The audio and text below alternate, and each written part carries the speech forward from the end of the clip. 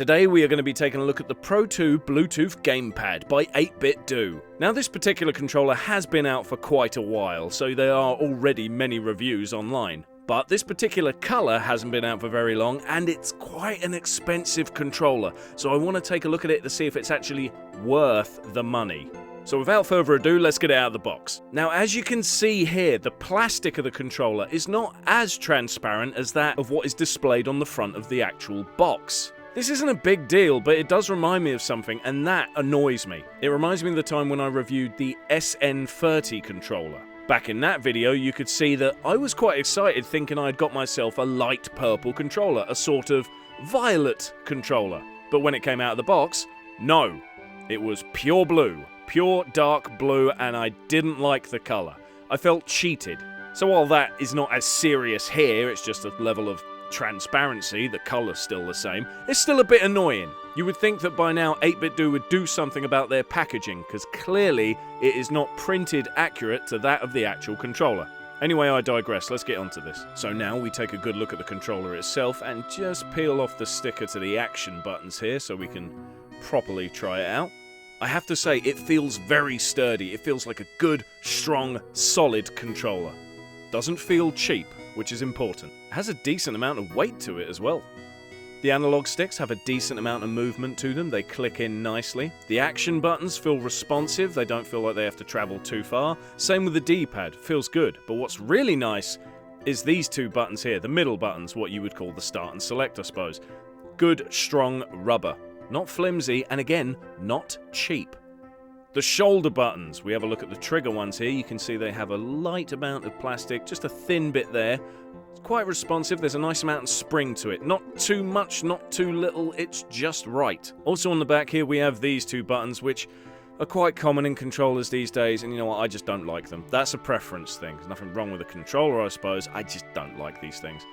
As for the button here in the middle, this is to select your setting, so if you want Switch, Android, or other devices. And here, of course, we have the rechargeable battery. I don't know why you would need to get to this, but I suppose it's a good thing you can do it without having to open the entire controller. So far, everything feels pretty decent. I can't deny it does feel like a bloody good controller. Now to see how it works with my Nintendo Switch. So the game I'm playing here is The Mummy Demastered. Basically a Metroidvania game. And there's no other way of saying it, the controller feels fantastic. It's doing everything I want it to. I have zero complaints. This is just an all-round excellent controller. It really is an excellent controller. But now for another test. Seeing as this controller is based on the design of a Super Nintendo controller, at its core at least, what's it like playing on a Super Nintendo with it? Of course, to do this, I can't just sync it to the console. I'll need this little thing. Well, excuse the poor lighting here, I'm trying to show you that it works well on a CRT. So it's not about the picture quality, it's just about showing you that it actually works.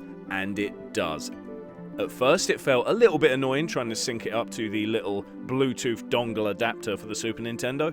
But once you've done it once you've Bluetooth synced it up once, then you only need to shift the setting on that button on the back, the one we saw earlier. It saves the different ones. So now that I've synced it to my Nintendo Switch, every time I want to play on the Switch, I only need to flip the switch. I don't have to faff around with trying to sync it up every single time. Same with this dongle. Put it on the right setting, that's it, it's good to go. Incidentally, if you would like to know more about what this controller is actually compatible with, check out the description of this video. I will list everything that it says about in the instructions and on the back of the box for this controller. Well, there you have it. The controller looks incredible. It plays wonderfully. Everything about it is fantastic. I can't find a fault on it, and I'm really trying here. The only fault I could find was an old one I found before with 8BitDo controllers. The packaging is misleading. It makes you think that this controller is more transparent than it actually is. But I don't really care.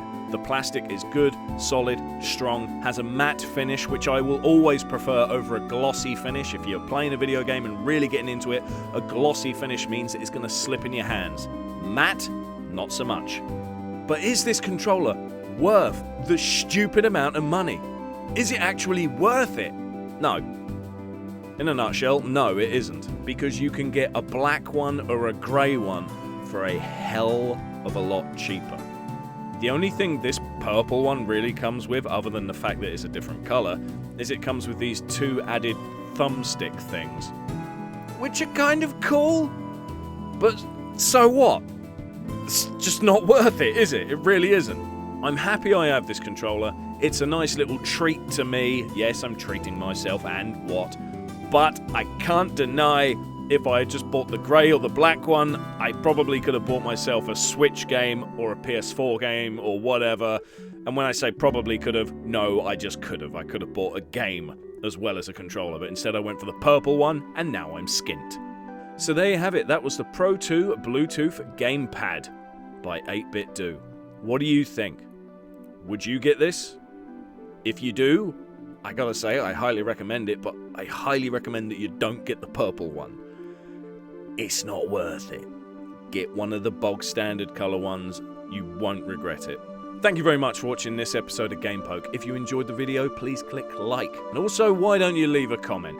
And maybe even subscribe if you feel like it. Once again, thank you very much for watching, and I'll see you next time.